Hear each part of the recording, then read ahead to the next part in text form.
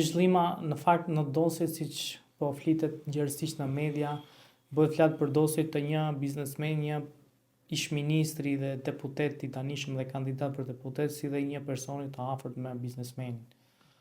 Berisha sot ceku dhe përmendi që po i vjen në rrotull Fatmir Xhafajt. A dihet se po themi çfarë flitet në ato dosje, çfarë ka rrjedhur nga ato dosje?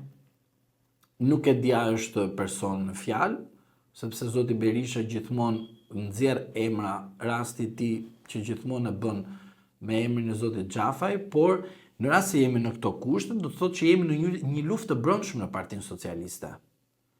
Dhe në rast se kjo dosje ka biznesmen dhe ka dhe politikan, do të thotë që duke qenë në këto kushte, Spaku do të marrë të paktën një masë sigurie. Jo arrest në burg, jo arrest në shtëpi, detyrim paraqitje. Pse? Që unë mos të legjitimojmë të them që kjo është një lojë e brendshme. Doni zotëri të bëni punë? Po, procedojnë në gjendje të lirë. Se e di pse bëhet procedimi? Çfarë është procedimi? Çfarë është masa e sigurisë në procedimin penal? Është një mjet procedurial që të bëj personi që të vihet në dieni që ky person duhet të japë llogari përpara gjyqësorit. Por nuk është mjet arrestimi, futje kalbe në burg dhe kur të mbledhin prova, hajde se diskutojmë. Rasti që themi përfshirjen e Xhafës, përfshirjen e Xhaçkës, përfshirjen e Tauland Ballës, përfshirjen e politikanëve se këta të PS-s janë të papam nga politikan burgaxhi. Tani politikanë janë në këto kushte. Dhe vjen tani ky sulmi, vjen reagimi i Berishës. E dini çfarë mua më kujton kjo gjë? Gjybvënia në vazhdimsi. Gjybvënia për mandatat e prokurorëve të Spakut. Kush e normon ligjin për zgjatjen e mandatave të tyre? Si normohet ligji? Nëpërmjet votës në parlament. Se vota ime dhe jote po do hedhet në kutinë e votimit dhe nuk ka më pesh aspektin e vendimarrjes në parlament. Dhe në rast se thoni që është rasti Xhafaj, është akoma më e tmerrshme. Të e thot Berisha, ne? Po, rasti Berisha ne marrim manualin që Berisha shpik në publik, por është akoma më keq. Pse?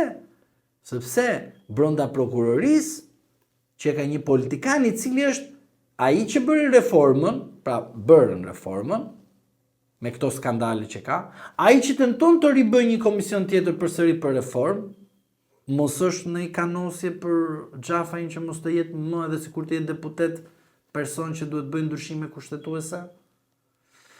Prandaj kjo lojë për mua mbetet lojë dhe nuk do të mbetet kurrë procedim penal.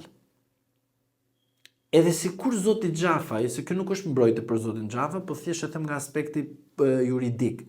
Të ketë bërë një vepër penale duhet të ishte hetuar në momentin kur ai ka bërë veprën penale.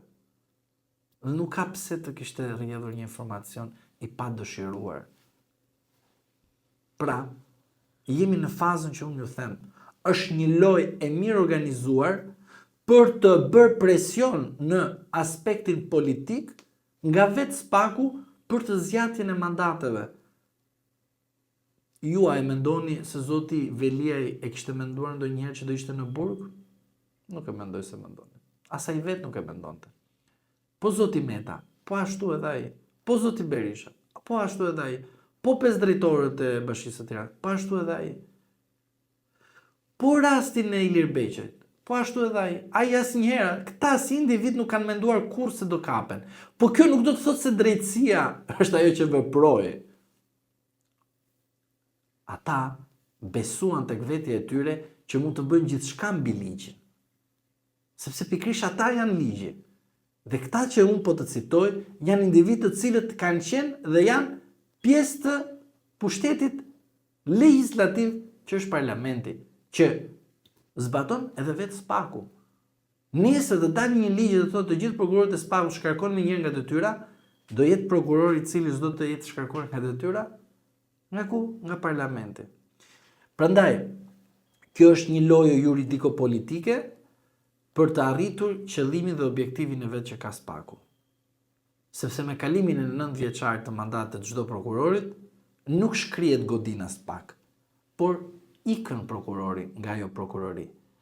Në rast se ai prokuror ka bërë këto arrestime, dhe në rast se ai prokuror bën arrestime duke goditur grupin e organizuar, pas ndryshimeve kushtetuese që do ndodhin në 11 maj në vazhdim, mendoni ju si qytetar dhe unë bashkë me qytetarë të tjerë që do ketë guxim një prokuror të sulmojë krimin organizuar? Le politikën, si të politika në fund fare do merret me disa drejtorë.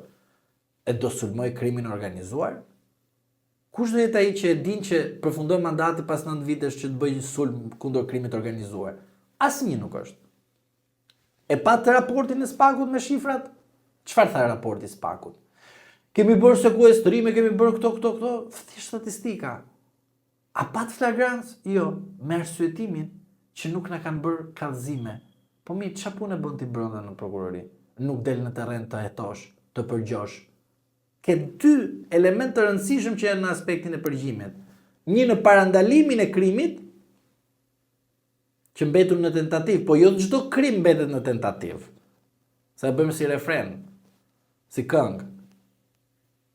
Çdo vepër penale mbetur në tentativë. Ka vepra penale që mbeten në tentativë, po ka edhe të tjerë që kërkojnë pasojën. Dhe rasti tjetër është ku personi e kryen veprën penale dhe ke në momentin që ai po e kryen, e ka zotërim si lapsën dorë duke firmosur zyrtarin në zyrë, e ke përgjuar, edhe i thu vlla, hajde kalo tani nga parlamenti të marrim autorizim. Kjo është punë objektive. Si punë subjektive që të gjej unë pas disa vite të nxjerr ty në sken një kallëzim të bërë nga hartimin e librave. E di që ekzistojnë kallëzime penale nga libra, nga filma të cilët i ke përkthyer në libra, edhe ke dosje aty të stivuara me libra, edhe ata se din nga ta nisin nga ta mbitisin. Rastin e politikanëve tanë, sepse janë kallëzuar për shkak se duhet të mbjellin tek populli, të gjithë janë hajdu, të gjithë kriminalë. Është si puna e avokatit, zotëri. A është degeneru sistemi i drejtësisë nga politikanët tanë? Të gjithë thënë avokatët janë korruptuar, por nuk jemi të gjithë njësoj. Edhe politikanët nuk jemi të gjithë njësoj. Edhe ne si njerëz nuk jemi të gjithë njësoj. Zotë pse njeri është i korruptuar, do të thotë që të gjithë të tjerë jemi të korruptuar.